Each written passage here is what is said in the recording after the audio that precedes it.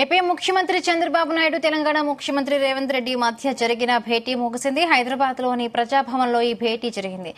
ఇరు రాష్ట్రాల ముఖ్యమంత్రులు, మంత్రులు, అధికారులు ఈ సమావేశంలో పలు అంశాలపై చర్చించారు. ప్రధాన విభజన చట్టానికి సంబంధించి పరిష్కారం కాకుండా ఉన్న అంశాలపై చర్చించారు.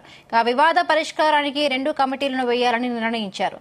ఒక కమిటీ అధికారులతో, మరొక కమిటీ 2 రాష్ట్రాల ముఖ్యమంత్రులతో ఏర్పాటు చేయాలని ఈ సమావేశంలో నిర్ణయం తీసుకున్నారు.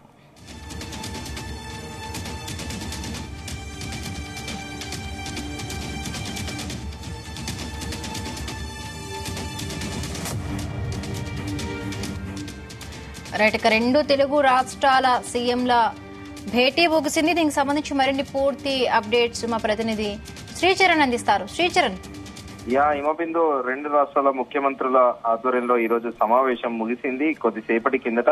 అయితే సమావేశంలో కీలక నిర్ణయం తీసుకున్నారు. 2 రాష్ట్రాల నుంచి 2 రాష్ట్రాలకు చెందిన మంత్రులతో పాటు అలాగే 2 రాష్ట్రాలకు చెందిన కీలక ఐఏఎస్ అధికారులతోని వేరువేరుగా 2 కమిటీలు కూడా ఏర్పాటు చేయాలని కూడా ఏకగ్రీవంగా ఇరు రాష్ట్రాల ముఖ్యమంత్రులు కూడా ఒక కన్క్లూజన్ కు వచ్చారు. ఈ నేపథ్యంలో త్వరలోనే ఒక కమిటీ కూడా ఏర్పాటు చేయబోతున్నారు. ఇంతకు ముందు కూడా 2017లోనే మాజీ ముఖ్యమంత్రి కేసీఆర్ ఆధ్వర్యంలో కూడా ఇదే జరిగింది. అప్పుడు కూడా 2 రాష్ట్రాల ముఖ్యమంత్రులు కూడా భేటీ అయ్యి రాష్ట్ర పునర్విభజన చట్ట ప్రకారము పెండింగ్ లో ఉన్న అంశాలపైన కూడా గతంలో చర్చించారు.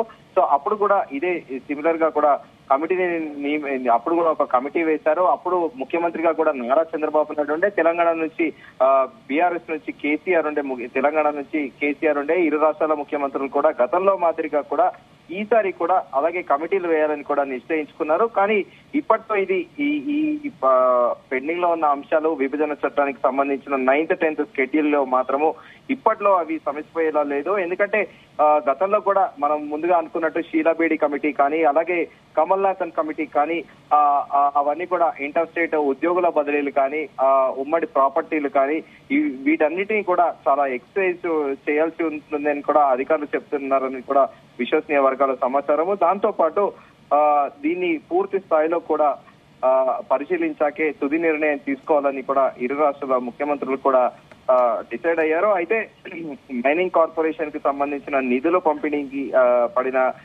చిక్కుముడి కూడా మొన్ననే రీసెంట్ గా విడిపోయింది. ఇప్పటికీ విభజన వివాదాలపై ముందుగా అనుకున్నట్టు 2 రాష్ట్రాల అధికారులు దాదాపు 30 సమావేశాలు జరిగాయి. అయితే షెడ్యూల్ 9లో మొత్తం 91 సంస్థల ఆస్తులు, అప్పులు, నగదు నిల్వలు పంపిణీపై కేంద్ర హోంశాఖ గతంలో కూడా షీలాబేడి కమిటీని కూడా వేసింది. వీటిలో 68 సంస్థలకు సంబంధించిన పంపిణీకి అభ్యంతరాలు లేవని కూడా గతంలో పేర్కొన్న విషయం తెలిసిందే. అయితే మిగతా 23 సంస్థల పంపిణీపై 2 రాష్ట్రాల మధ్య కూడా ఏకాభిప్రాయం కుదరలేదు. 10వ షెడ్యూల్లో ఉన్న 142 సంస్థల్లో తెలుగు అకాడమీ, ఇక్కడ Telugu academy, Telugu university, Ambedkar university అనేది ఇవి ఉమ్మడి ఆంధ్రప్రదేశ్ 2 తెలుగు రాష్ట్రాలకు కూడా పనిచేస్తున్నాయి. సో ఇలాంటి గవర్నమెంట్ ఇన్స్టిట్యూషన్స్ కూడా చాలా ఉన్న నేపథ్యంలో సో ఇప్పుడు అధికారుల చేత కూడా ఒక కమిటీ వేసి అలాగే మంత్రుల చేత కూడా ఒక కమిటీ వేసి పక్షం రోజుల్లో కూడా ఈ కమిటీ ఏర్పాటు చేసి అనంతరం కూడా కాల పరిమితి పెట్టుకొని ఒక కాంప్రహెన్సివ్ రిపోర్ట్ కూడా ఇరు రాష్ట్రాల ముఖ్యమంత్రులకు కూడా చేరే విధంగా కూడా ఒక ఈ డెసిషన్ కు వచ్చారు. అయితే మొన్నటిదాకా కూడా మనకి ఢిల్లీలో చూసుకుంటే ఏపీ భవన్ అనే వివాదం కూడా ఉంటే తెలంగాణకి రాష్ట్రం ఆవిర్భవించాక కూడా తెలంగాణకి భవన్ లేదు. అయితే ముఖ్యమంత్రి రేవంత్ రెడ్డి ప్రత్యేకంగా ఢిల్లీ పెద్దలని వెళ్లి అడగడము, ఈ తెలంగాణకి సపరేట్ ఒక భవన్ కావాలనడము, దీంతో ఆ ఏపీ భవన్ కి సంబంధించిన వివాదం కూడా తాత్కాలికంగా ఇప్పటికీ పరిష్కారమైంది. అయితే ఈ విద్యుత్ సంస్థలకు సంబంధించిన బకాయిల పైన కూడా ఇది చాలా కొద్దిగా కాంట్రవర్సీగానే ఉంది. ఎందుకంటే దాదాపు 24,000 కోట్లు ఏపీ ప్రభుత్వం తెలంగాణకి చెల్లించాల్సి ఉంది. కానీ 7,000 కోట్ల తెలంగాణ తమకు చెల్లించాల్సి ఉంది అని కూడా ఏపీ పట్టుబడుతుంది. అయితే తెలంగాణ సైడ్ వాదన ఏంటంటే 7,000 కోట్లు మీకు ఇవ్వాలంటున్నారు కదా, ఆ 24,000 కోట్లలో 7,000 కోట్లు మాఫ్ చేసి 17,000 కోట్ల రూపాయలు మాకు చెల్లించండి అంటూ కూడా తెలంగాణ ప్రభుత్వం డిమాండ్ చేస్తోంది. అయితే ఇప్పుడు ప్రధానంగా అంశాలు ఏంటంటే 9th 10th షెడ్యూల్ ఇష్యూస్ ఇవే ప్రధానంగా కనిపిస్తున్నాయి. సో ఈ 2 సార్ట్అవుట్ అయితే ఇంకా పరిష్కారానికి మార్గం సుముఖం అని చెప్పుకోవాలి. మా Bindu. Right, thank you Sricharan, thanks for the updates.